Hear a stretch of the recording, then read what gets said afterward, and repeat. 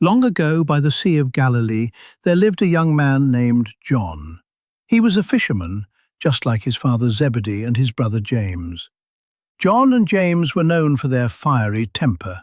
Jesus even nicknamed them sons of thunder. But John had something special in his heart. He was thoughtful, loving, and loyal. He would become one of the most important people in the entire Bible. One day, Jesus walked along the shore and called John and his brother to follow him. John didn't hesitate. He left his nets, his boat, and his old life behind. From that moment on, John walked with Jesus everywhere. He saw the miracles. He heard the teachings. He became one of Jesus's 3 closest friends, along with Peter and James. John was there for the most amazing moments. On a high mountain, Jesus was transfigured. His face shone like the sun, and his clothes became dazzling white. Moses and Elijah appeared beside him. John fell to the ground, overwhelmed by the glory of God. It was a glimpse of heaven, and John never forgot it. At the Last Supper, John was sitting right next to Jesus. In fact, the Bible calls John the disciple whom Jesus loved. He was so close to Jesus that he was leaning against his chest during the meal. John loved Jesus deeply, and Jesus loved John deeply. Their friendship was one of the most beautiful in all of history. When Jesus was crucified, almost everyone ran away in fear, but not John. He stood at the foot of the cross with Mary, Jesus' mother. Even in the darkest moment, John stayed. And there, Jesus gave John the most precious gift. He entrusted his own mother to John's care. "Behold your mother," Jesus said. From that hour, John took Mary into his home. On Easter morning, when Mary Magdalene told the apostles that the tomb was empty, John ran faster than Peter. He was younger, and he got there first. But he waited at the entrance, letting Peter go in before him.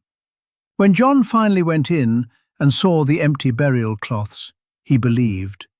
He was the first apostle to believe that Jesus had risen from the dead. Years later, John wrote down everything he had seen and heard. He wrote a gospel, one of the 4 gospels in the Bible. John's gospel is different from the others.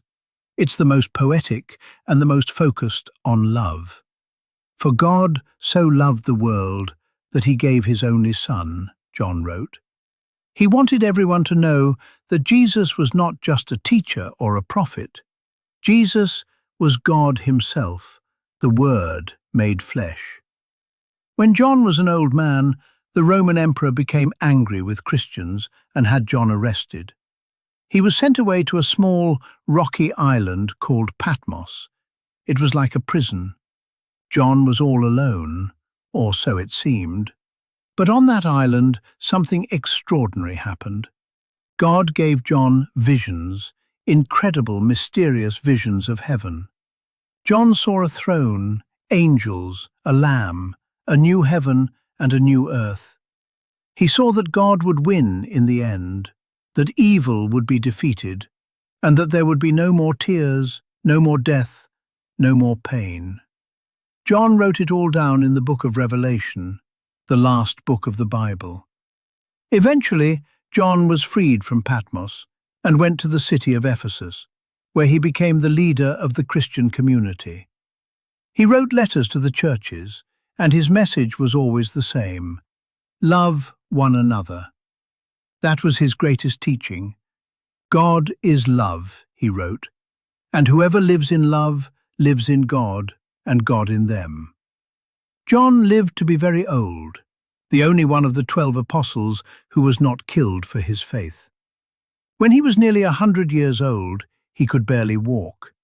His friends would carry him to church, and with a weak voice he would say the same thing every time: "Little children, love one another."